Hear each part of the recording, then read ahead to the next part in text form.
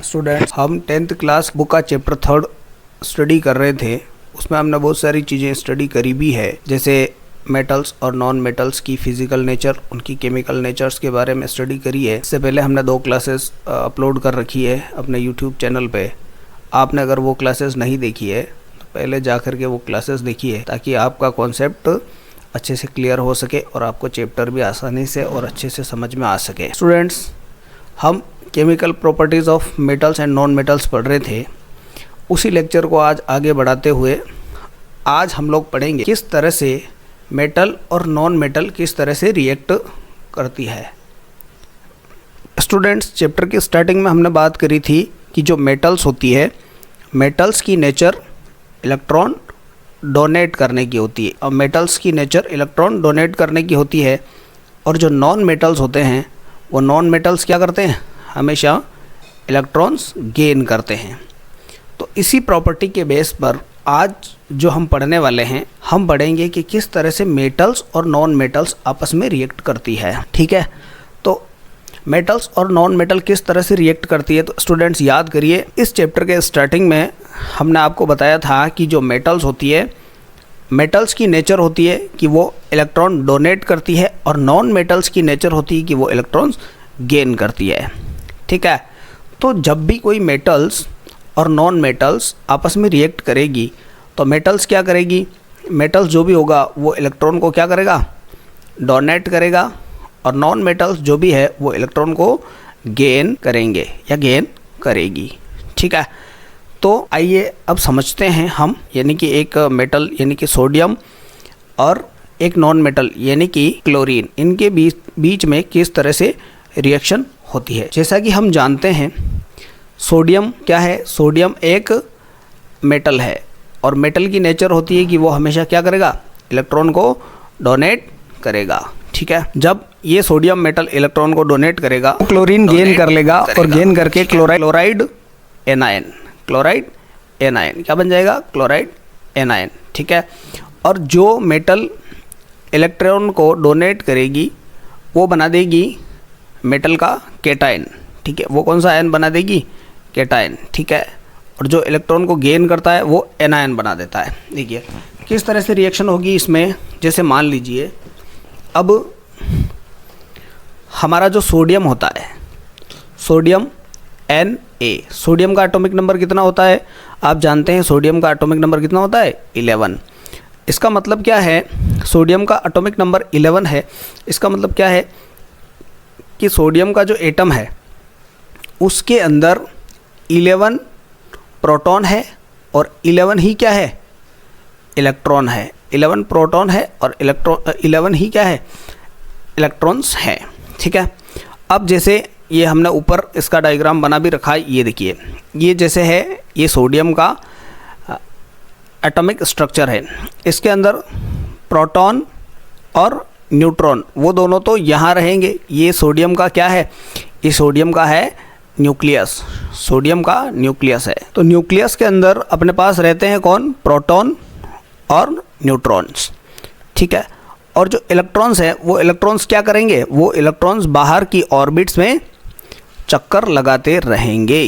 ठीक है, अब याद करिए, आपने क्लास 9th में बोर मॉडल पढ़ा होगा। ठीक है, बोर मॉडल के अकॉर्डिंग इलेक्ट्रॉन्स का डिस्ट्रीब्यूशन किस तरह से होता है, इलेक्ट्रॉन का डिस्ट्रीब्यूशन किस तरह से होगा, इलेक्ट्रॉन जो है डिस्क्रीट ऑर्बिट्स में क्या करेंगे, चक्कर लगाते रहेंगे। ठीक है, और बोर ने क्या किया था, ये जो ऑर्बिट्स है, इन ऑर्बिट्स को नाम देने का काम है वो भी किसने किया था, बोर ने किया था। जैसे न्यूक्लियस के सबसे पास वाली जो ऑर्बिट है उसका नाम क्या होता है, के, उसके बाद वाली का एल, उसके बाद वाली का एम। इस तरह से ऑर्बिट के जो नाम है, ये ऑर्बिट के नाम भी किसने दिए थे, बोर ने दिए थे। ठीक है, अब याद करिए बोरबरी स्कीम, बोरबरी स्कीम के अकॉर्डिंग किसी भी एटम की जो ऑर्बिट्स होती है, उन ऑर्बिट्स के अंदर इलेक्ट्रॉन को फिल करने का जो फॉर्मूला है, वो फॉर्मूला याद करिए क्या होता है, वो फॉर्मूला क्या होता है, 2n स्क्वायर। क्या होता है, 2n स्क्वायर। इस फॉर्मूले के अकॉर्डिंग ही क्या होता है,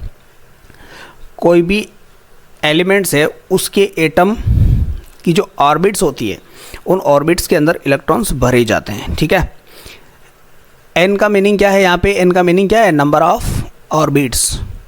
नंबर ऑफ ऑर्बिट्स, ठीक है। जैसे मान लीजिए नंबर ऑफ ऑर्बिट्स, अब होता क्या है कि न्यूक्लियस के सबसे पास वाली ऑर्बिट के ऑर्बिट जिसके लिए n की वैल्यू क्या होती है, इसके लिए n की वैल्यू 1 होती है। इसका मतलब के ऑर्बिट में हाईएस्ट कितने इलेक्ट्रॉन्स आते हैं, 2 इलेक्ट्रॉन्स। l वाली ऑर्बिट में हाईएस्ट कितने इलेक्ट्रॉन्स आएंगे, 8 इलेक्ट्रॉन्स, ठीक है। और उससे आगे वाली m ऑर्बिट जो है, m ऑर्बिट में हाईएस्ट इलेक्ट्रॉन्स कितने आएंगे, वो आएंगे आपके कितने इलेक्ट्रॉन्स आएंगे, इस फॉर्मूले में वैल्यू रख के हम निकालते हैं तो आएगा देखो 2, n की वैल्यू कितनी हो गई m ऑर्बिट के लिए, कितनी हो गई 3 का स्क्वायर, 3 का स्क्वायर कितना होता है 9, और 9 2 जा 18। तो इससे आगे वाली ऑर्बिट्स में कितने इलेक्ट्रॉन्स आएंगे, 18 इलेक्ट्रॉन्स आएंगे, ठीक है। उसके अलावा बोरबरी स्कीम में एक बात ये भी बोली गई थी कि जो आउटर मोस्ट ऑर्बिट होता है, outer most orbit maximum 8 electrons hold करेगा, ठीक है। या कोई भी एलिमेंट्स है या किसी भी एलिमेंट्स का एटम है, उसको स्टेबल होने के लिए मैक्सिमम उसके आउटर ऑर्बिट में कितने इलेक्ट्रॉन्स होने चाहिए, 8 इलेक्ट्रॉन्स होने चाहिए, ठीक है। अब बोर मॉडल के अकॉर्डिंग जब हम सोडियम मेटल के 11 इलेक्ट्रॉन्स को डिस्ट्रीब्यूट करते हैं, तो देखिए आप इस डायग्राम में देखिए सोडियम मेटल की जो के ऑर्बिट है, इस के ऑर्बिट में कितने इलेक्ट्रॉन्स आएंगे, 2 इलेक्ट्रॉन्स आएंगे, ठीक है। उसके अलावा जो एल ऑर्बिट है, इसमें कितने इलेक्ट्रॉन्स आएंगे, इसमें आ जाएंगे अपने पास 8 इलेक्ट्रॉन्स, ठीक है। 2 इलेक्ट्रॉन्स इसमें आ गए, 8 इलेक्ट्रॉन्स इसमें आ गए। अब बाकी कितने इलेक्ट्रॉन्स बचे, अब बचा है लास्ट में 1 इलेक्ट्रॉन या सिंगल एक ही इलेक्ट्रॉन, वो एक इलेक्ट्रॉन नेक्स्ट ऑर्बिट में चला गया। क्योंकि बोरबरी ने क्या बोला था, बोर और बरी ने बोला था कि सबसे पहले न्यूक्लियस के पास वाली ऑर्बिट्स फिल होगी, जब वो ऑर्बिट फिल हो जाएगी उसके बाद बचे हुए इलेक्ट्रॉन्स नेक्स्ट ऑर्बिट में जाएंगे, और जब वो ऑर्बिट भी फुल हो जाएगी तो बाकी बचे हुए इलेक्ट्रॉन्स नेक्स्ट ऑर्बिट में जाएंगे, ठीक है। तो इस तरह से ये m जो ऑर्बिट है सोडियम के लिए, m ऑर्बिट जो है ये इसका आउटर मोस्ट ऑर्बिट है, आउटर मोस्ट ऑर्बिट। और इसके आउटर मोस्ट ऑर्बिट के अंदर हमारे पास कितने इलेक्ट्रॉन्स है, इसके आउटर मोस्ट ऑर्बिट में हमारे पास सिंगल या एक ही इलेक्ट्रॉन है, ठीक है। अब क्या करना है, अब इस सोडियम को स्टेबल होने के लिए, अगर इस सोडियम को स्टेबिलिटी चाहिए तो इसको क्या करना पड़ेगा, इसकी जो आउटर मोस्ट ऑर्बिट है उसको फुलफिल करना पड़ेगा। अब इसको इसके आउटर मोस्ट ऑर्बिट को फुलफिल करने के लिए कितने इलेक्ट्रॉन्स की रिक्वायरमेंट है, इसको 7 इलेक्ट्रॉन्स की रिक्वायरमेंट है, ठीक है। अब इसके लिए प्रॉब्लम ये है कि ये अगर किसी अनदर एलिमेंट से 7 इलेक्ट्रॉन्स को गेन करे, उससे ज़्यादा इजी इसके लिए ये है कि इसके आउटर ऑर्बिट में जो सिंगल इलेक्ट्रॉन है ये क्या करे, उस सिंगल इलेक्ट्रॉन को डोनेट कर दे या किसी दूसरे एलिमेंट के एटम को दे दे, ठीक है। अब जैसा हमने सोडियम का समझा वैसा का वैसा हम क्लोरीन का समझते हैं। देखिए क्लोरीन Cl, क्लोरीन का एटॉमिक नंबर कितना होता है 17, यानी कि क्लोरीन के ऑर्बिट में कितने इलेक्ट्रॉन्स आ जाएंगे, क्लोरीन के के ऑर्बिट्स में आ जाएंगे 2 इलेक्ट्रॉन्स, एल ऑर्बिट्स में क्लोरीन के आ जाएंगे 8 इलेक्ट्रॉन्स, और जो इसकी m ऑर्बिट है उसमें इसके आ जाएंगे 7 इलेक्ट्रॉन्स, ठीक है। अब इसको स्टेबल होने के लिए कितने इलेक्ट्रॉन्स की रिक्वायरमेंट है, इसको इसके आउटर मोस्ट ऑर्बिट में ऑक्टेट कंप्लीट करने के लिए सिंगल इलेक्ट्रॉन या एक ही इलेक्ट्रॉन की रिक्वायरमेंट है। अब ये क्या करेगा, ये अपने 7 इलेक्ट्रॉन को दूसरे को देने की बजाय किसी दूसरे एलिमेंट से, किसी दूसरे एलिमेंट्स के एटम से क्या कर लेगा, एक इलेक्ट्रॉन को गेन कर लेगा, ठीक है। और जब ये किसी दूसरे एलिमेंट्स के एटम से इलेक्ट्रॉन को गेन करेगा तो ये क्या बना देगा, ये बना देगा Cl नेगेटिव, जिसको हम बोलते हैं एनायन, क्या बोलते हैं एनायन, ठीक है।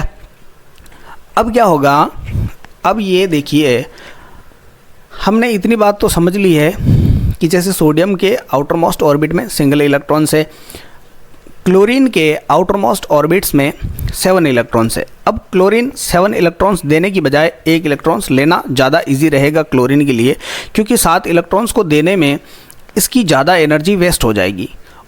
उसी तरह सोडियम के साथ ये कंडीशन है कि ये 7 इलेक्ट्रॉन्स अगर किसी से गेन करेगा तो इसको ज़्यादा एनर्जी वेस्ट करनी पड़ेगी, और ये अगर अपना 1 इलेक्ट्रॉन जो इसके आउटर मोस्ट ऑर्बिट में है वो अगर किसी दूसरे को डोनेट करता है तो इसके लिए ये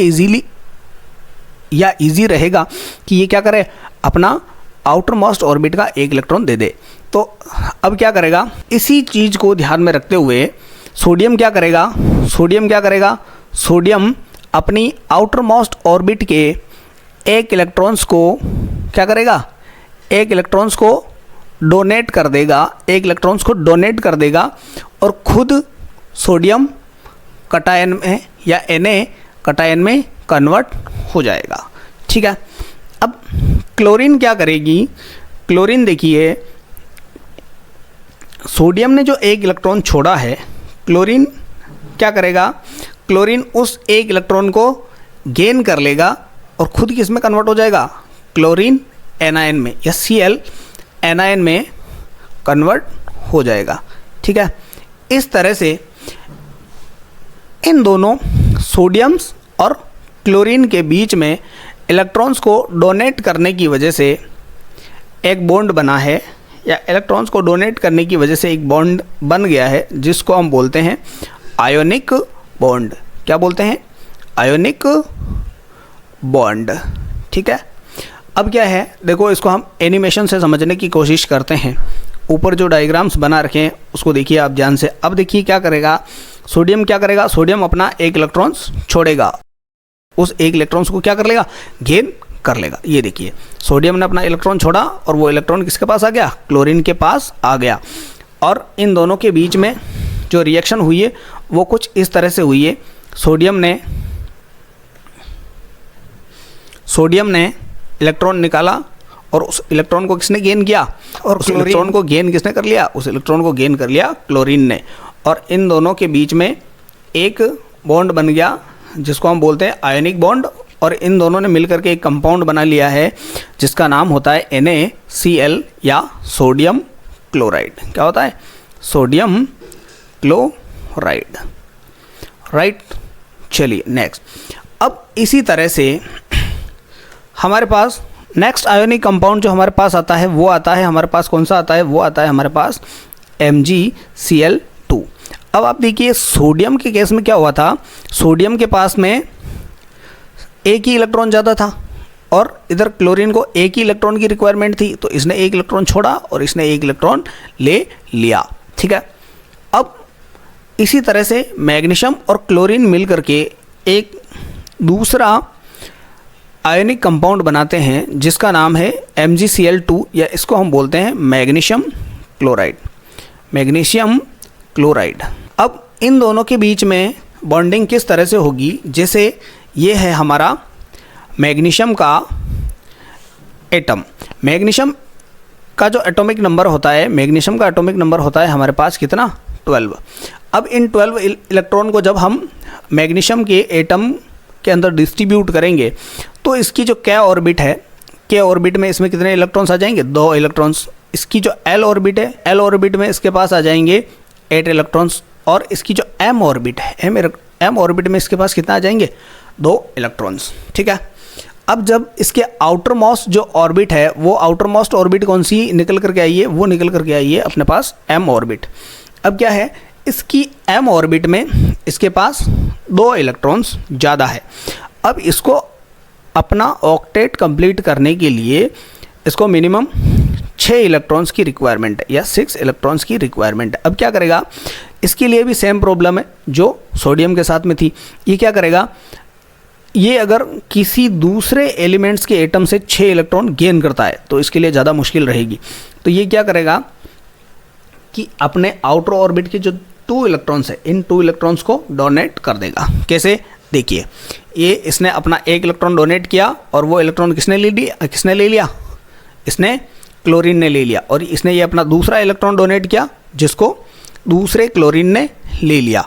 इस तरह से क्या हुआ, मैग्नीशियम ने अपने आउटर ऑर्बिट के 2 इलेक्ट्रॉन्स छोड़े और 2 क्लोरीन के एटम ने उन दोनों इलेक्ट्रॉन्स को क्या कर लिया, गेन कर लिया, और गेन करके वो बन गए क्या, MgCl2। इन्होंने क्या बना दिया, MgCl2। अब देखिए इन दोनों के सोडियम क्लोराइड और मैग्नीशियम क्लोराइड के इलेक्ट्रॉन डॉट स्ट्रक्चर को लेकर के, इलेक्ट्रॉन डॉट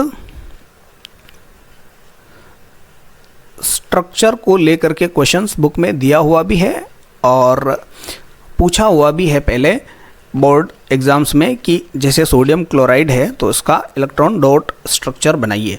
तो देखिए इन दोनों के इलेक्ट्रॉन डॉट स्ट्रक्चर अगर हम बनाएं तो वो किस तरह से बनेंगे, जैसे ये हो गया हमारा सोडियम Na और ये हो गया हमारा क्लोरीन, ठीक है। सोडियम के आउटर ऑर्बिट में, सोडियम का जो आउटर ऑर्बिट है, आउटर मोस्ट ऑर्बिट में या सोडियम के लिए वैलेंस इलेक्ट्रॉन्स कितने हैं, 1 इलेक्ट्रॉन इसके लिए वैलेंस इलेक्ट्रॉन है, ठीक है। अब क्या है, जैसे क्लोरीन है, क्लोरीन के आउटर मोस्ट ऑर्बिट में या क्लोरीन के वैलेंस ऑर्बिट में कितने इलेक्ट्रॉन है, 7 इलेक्ट्रॉन है, 1 2 3 4 5 6 और 7। अब इसको अपना ऑक्टेट कंप्लीट करने के लिए कितने इलेक्ट्रॉन्स की रिक्वायरमेंट है, 1 इलेक्ट्रॉन्स की रिक्वायरमेंट है सिंगल इलेक्ट्रॉन की। अब ये क्या करेगा, सोडियम क्या करेगा, सोडियम अपने आउटर ऑर्बिट के सिंगल इलेक्ट्रॉन्स को इसको डोनेट कर देगा और ये बन जाएगा Cl नेगेटिव और इस तरह से ये बन जाएगा Na पॉजिटिव और इन दोनों के बीच में इस तरह से बॉन्डिंग हो जाएगी, ठीक है। इसी तरह MgCl2 का इलेक्ट्रॉन डॉट स्ट्रक्चर अगर हम बनाते हैं तो वो कैसे बनेगा, जैसे ये रहा हमारे पास Mg। अब इस Mg के आउटर मोस्ट ऑर्बिट या इस Mg के वैलेंस ऑर्बिट में कितने इलेक्ट्रॉन्स है, 2 इलेक्ट्रॉन्स है। अब ये 2 इलेक्ट्रॉन्स ये Mg डोनेट करेगा 2 क्लोरीन एटम्स को, एक क्लोरीन एटम्स ये रहा और दूसरा क्लोरीन एटम ये रहा। अब हम जानते हैं कि क्लोरीन के आउटर मोस्ट ऑर्बिट या क्लोरीन के वैलेंस ऑर्बिट में जो टोटल इलेक्ट्रॉन्स हैं वो कितने हैं, 7 इलेक्ट्रॉन्स हैं, ठीक है। जैसे ये रहा 1 2 3 4 5 6 और 7, इसके लिए भी 7 इलेक्ट्रॉन्स बनाते हम, 1 2 3 4 5 6 और ये रहा 7। अब क्या करेगा, मैग्नीशियम अपना 1 इलेक्ट्रॉन्स इसको डोनेट कर देगा, इस मैग्नीशियम का 1 इलेक्ट्रॉन यहाँ आ गया और मैग्नीशियम का दूसरा इलेक्ट्रॉन है, वो दूसरा इलेक्ट्रॉन कहाँ है, वो दूसरा इलेक्ट्रॉन दूसरे क्लोरीन एटम के पास में आ गया। इस तरह से इन दोनों की इलेक्ट्रॉन डॉट स्ट्रक्चर हम बना सकते हैं और इस तरह से इलेक्ट्रॉन डोनेट करके सोडियम और मैग्नीशियम ये दोनों भी स्टेबल हो जाते हैं और क्लोरीन भी क्या करता है, इन दोनों से इलेक्ट्रॉन्स गेन करके वो भी स्टेबल हो जाता है। क्लोरीन का आउटर ऑर्बिट है वो फुलफिल हो जाता है और मैग्नीशियम और सोडियम के जो आउटर ऑर्बिट है जिसमें 1 और 2 इलेक्ट्रॉन्स हैं वो क्या हो जाते हैं, वो डिस्ट्रॉय हो जाते हैं, उनकी स्टेबिलिटी ख़त्म हो जाती है और इसका जो L ऑर्बिट है, सोडियम का भी L ऑर्बिट और मैग्नीशियम का भी L ऑर्बिट है, वो फिर इनके लिए क्या हो जाता है, आउटर मोस्ट ऑर्बिट हो जाता है, यानी कि इनका L ऑर्बिट जो है बाद में फुलफिल हो जाता है और ये दोनों स्टेबल हो जाते हैं, ठीक है। इस तरह से एक मेटल और नॉन मेटल के बीच में रिएक्शन होने की वजह से जो कंपाउंड्स बनते हैं उनको हम क्या बोलते हैं, आयनिक कंपाउंड्स बोलते हैं, ठीक है। आयनिक कंपाउंड्स क्या होते हैं, देखिए आयनिक कंपाउंड्स जो अभी हमने ऊपर पढ़ा है वो दोनों कंपाउंड्स कौन से थे, आयनिक कंपाउंड्स ही थे, ठीक है। जब एक मेटल किसी नॉन मेटल को इलेक्ट्रॉन डोनेट करता है तो इलेक्ट्रॉन जो मेटल इलेक्ट्रॉन डोनेट करेगा वो बन जाता है कैटायन और जो नॉन मेटल इलेक्ट्रॉन गेन करता है वो बन जाता है एनायन। और इस तरह से एनायन और कैटायन दोनों के बीच में इलेक्ट्रॉन ट्रांसफ़र से जो बॉन्ड बनता है उसको हम बोलते हैं, जो बॉन्ड बनता है उस बॉन्ड को हम बोलते हैं आयोनिक बॉन्ड। क्या बोलते हैं, आयोनिक बॉन्ड। आयोनिक बॉन्ड क्यों बोल रहे हैं, क्योंकि ये आयंस के बिटवीन बन रहा है, ठीक है। अब इस तरह से इसने क्या किया, मेटल ये जो कंपाउंड्स बना है, ठीक है, एक मेटल और एक नॉन मेटल के बीच में जो आयोनिक कंपाउंड बना है, ये आयोनिक कंपाउंड किस वजह से बना है, आयोनिक कंपाउंड बनने का जो रीज़न है वो रीज़न ये है कि मेटल और नॉन मेटल के बीच में क्या हुआ है, इलेक्ट्रॉन ट्रांसफ़र हुआ है। मेटल और नॉन मेटल के बीच में इलेक्ट्रॉन ट्रांसफ़र हुआ है, यानी कि एक मेटल और एक नॉन मेटल के बीच में इलेक्ट्रॉन ट्रांसफ़र होने की वजह से जो कंपाउंड्स बनते हैं उनको हम आयनिक कंपाउंड्स या इलेक्ट्रोवैलेंट कंपाउंड्स बोलते हैं। ठीक है, जैसे हमारे पास अभी एक आयनिक कंपाउंड का एग्जांपल था NaCl और दूसरा आयनिक कंपाउंड कौन सा था MgCl2। ये कौन से कंपाउंड है? ये दोनों के दोनों ही आयोनिक कंपाउंड्स हैं। ठीक है, आयोनिक कंपाउंड्स। ठीक है, तो देखिए अब इसकी हम डेफिनेशन देख लेते हैं आयनिक कंपाउंड्स की। The compounds formed between metals and non-metals by the transfer of electrons from a metal to a non-metal are known as ionic compounds और electrovalent compounds। ठीक है, यानी कि एक मेटल और नॉन मेटल के बीच में इलेक्ट्रॉन ट्रांसफ़र होने की वजह से जो कंपाउंड्स बनते हैं उनको हम बोलते हैं आयोनिक कंपाउंड्स या इलेक्ट्रोवैलेंट कंपाउंड्स। ठीक है, चलिए अब अपने पास जो नेक्स्ट पॉइंट आता है वो आता है properties of ionic compounds. Ionic compounds की प्रॉपर्टी कैसी है? ठीक है, नंबर फर्स्ट जो इसमें आती है इनकी फिज़िकल नेचर। आयनिक कंपाउंड्स की फिज़िकल नेचर, जैसे आपने देखा होगा, आपने सोडियम क्लोराइड देखा होगा। सोडियम क्लोराइड कहाँ देखा है आपने? घर पे हम खाना बनाने के लिए जिस सॉल्ट का यूज़ करते हैं वही सॉल्ट क्या है? वही सॉल्ट हमारा सोडियम क्लोराइड है जिसको हम घर पे खाने में यूज़ करते हैं। अब आपने जब वो देखा होगा तो आपने देखा होगा कि सोडियम क्लोराइड है, इसकी फ़िज़िकल नेचर कैसी होती है? सोडियम क्लोराइड कैसा होता है? सोडियम क्लोराइड के छोटे छोटे क्रिस्टल्स होते हैं और वो क्रिस्टल्स कैसे होते हैं? वो क्रिस्टल्स हार्ड होते हैं। ठीक है, यानी कि अब हम देखें तो आयनिक कंपाउंड्स की जो फिज़िकल नेचर है, आयनिक कंपाउंड्स कैसे होते हैं? जनरली हार्ड होते हैं। और हार्ड क्यों होते हैं? क्योंकि आयनिक कंपाउंड्स बनते हैं किसके बिटवीन? आयंस के बिटवीन बॉन्ड बनने की वजह से। कैटायन और एनायन के बीच में आयनिक बॉन्ड प्रिपेयर होने की वजह से आयनिक कंपाउंड्स बनते हैं। इसी वजह से ये आयनिक कंपाउंड जो है हार्ड होते हैं। अब हार्ड होते क्यों हैं? क्योंकि एक पॉजिटिव आयन और नेगेटिव आयन के बीच में जो बॉन्ड बनता है वो बॉन्ड कैसा होता है? स्ट्रॉन्ग बॉन्ड होता है।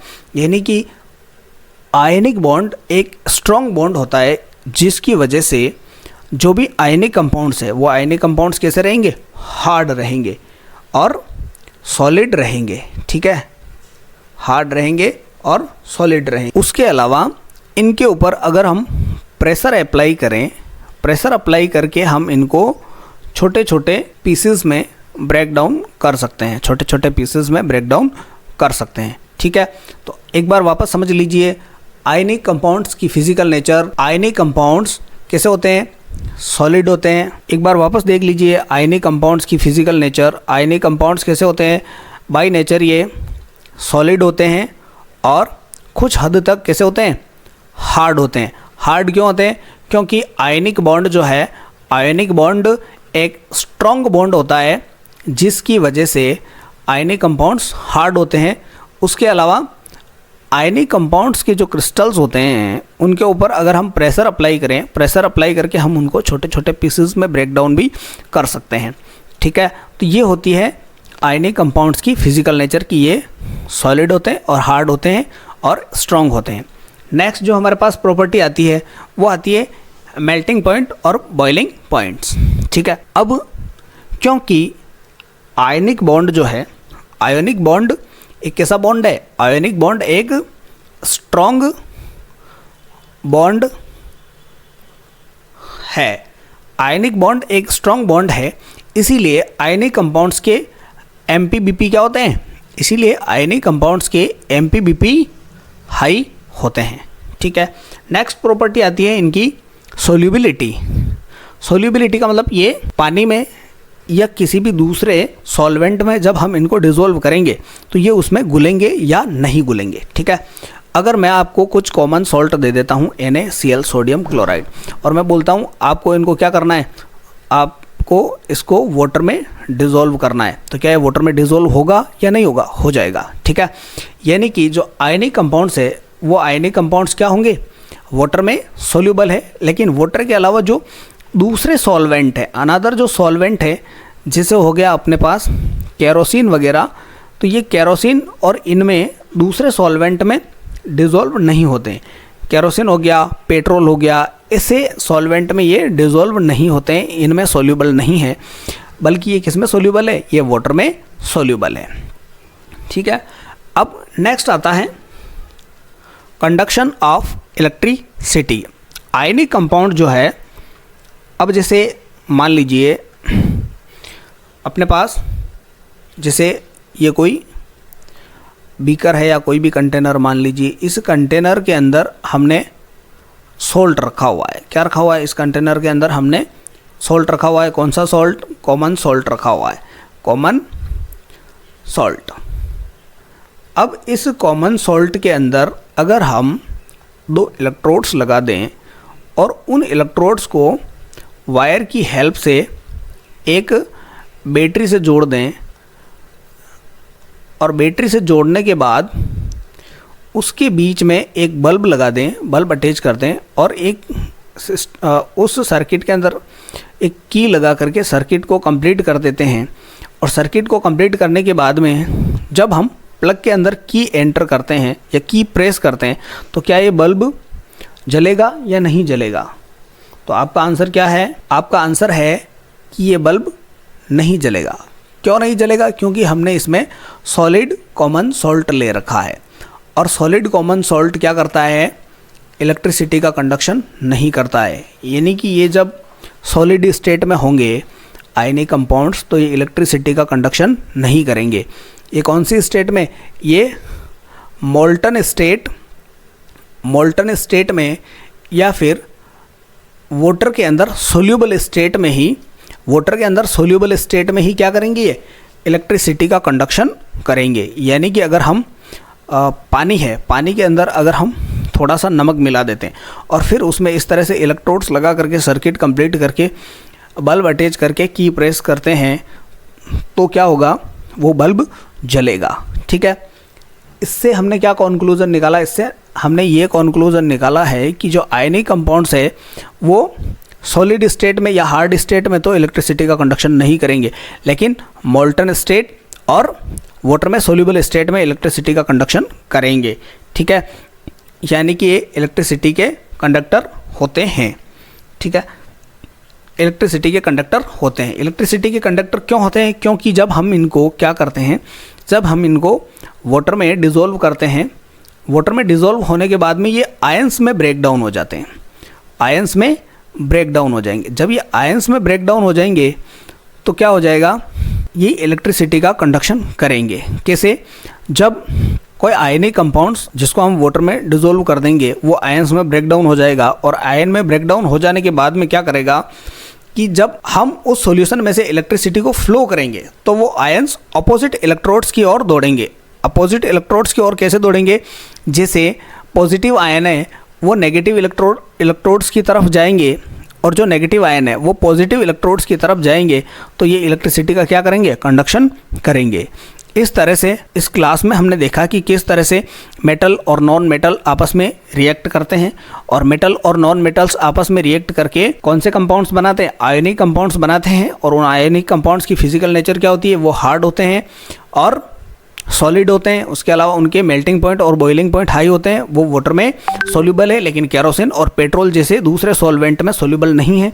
वो मोल्टन स्टेट में या वाटर में सोल्यूबल स्टेट में क्या करते हैं, इलेक्ट्रिसिटी का कंडक्शन करते हैं। तो प्यारे विद्यार्थियों, आज की इस क्लास में इतना ही। मिलेंगे नेक्स्ट क्लास में, तब तक के लिए पढ़ते रहिए, मस्त रहिए, खुश रहिए।